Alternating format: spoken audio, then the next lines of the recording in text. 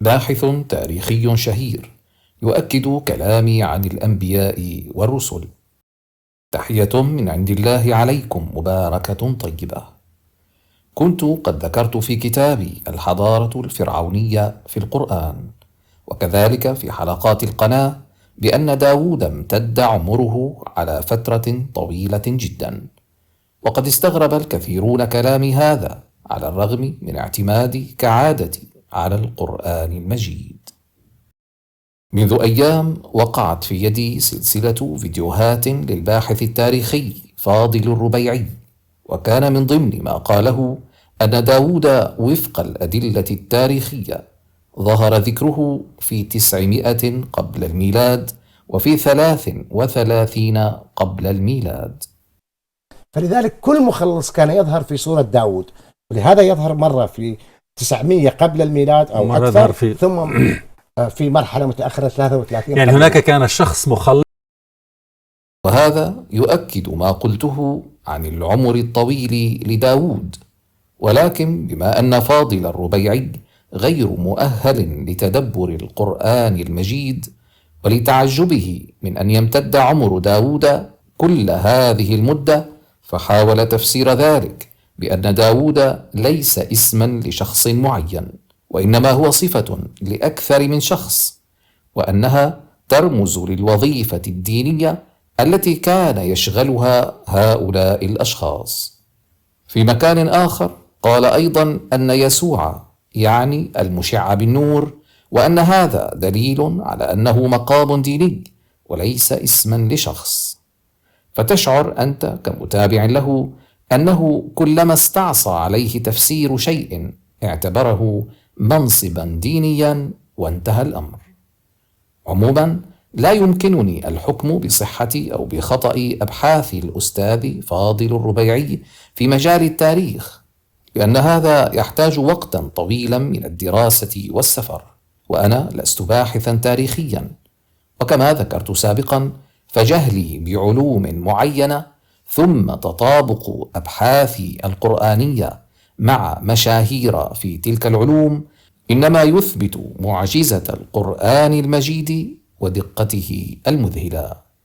فأنا أقسم بالله أني عندما ذكرت ما ذكرته عن داود وعن غيره ممن سنذكرهم في هذه الحلقة لم أكن أعرف أي شيء مما قاله فاضل الربيعي في هذا الصدد، فسبحان الله رب العالمين.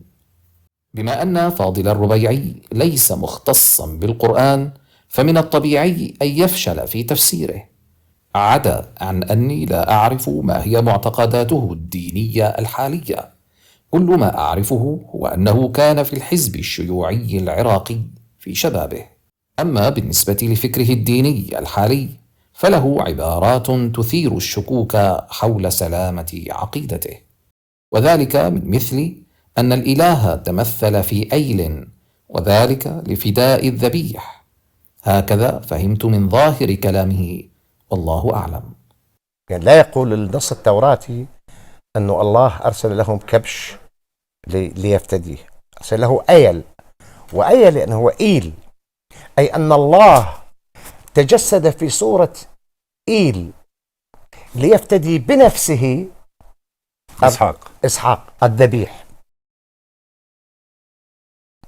النص القرآني واضح، ذبح عظيم، وهذا يعني يطابق الفكرة التوراتية أنه أيل، يعني بمعنى أنه حيوان حجمه كبير مثلا. أن الإله تجسد في صورة إيل أيل وافتدى نفسه ليحمي هذا الآن. في كل الأحوال نحن لا علاقة لنا بمعتقده، فلربما يكون سيئا ولربما يكون سليما، ولكنه أخطأ في التعبير. في كل الأحوال يجب أن نتعلم كيف ننتفع من علم شخص من دون أن نرتكب أخطاءه. فهذا الباحث يبدو أنه بذل جهودا كبيرة في بحوثه التاريخية عموما، وعلى المختصين أن يدققوا أعماله.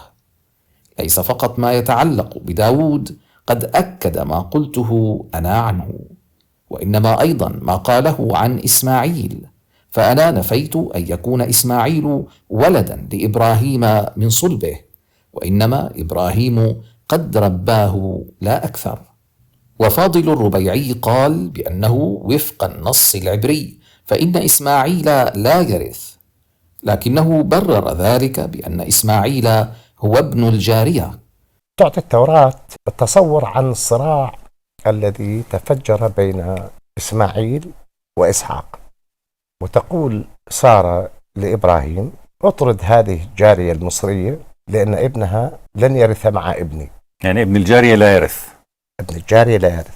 وأقول أنه حاشا لنبي أن يحرم ولدا من الميراث بسبب مهنة أمه، وإنما التفسير الصحيح للحرمان من الإرث إنما هو لأن إسماعيل ليس ولدا لإبراهيم. كذلك قال بأن هناك أخا ليعقوب اسمه عيسو.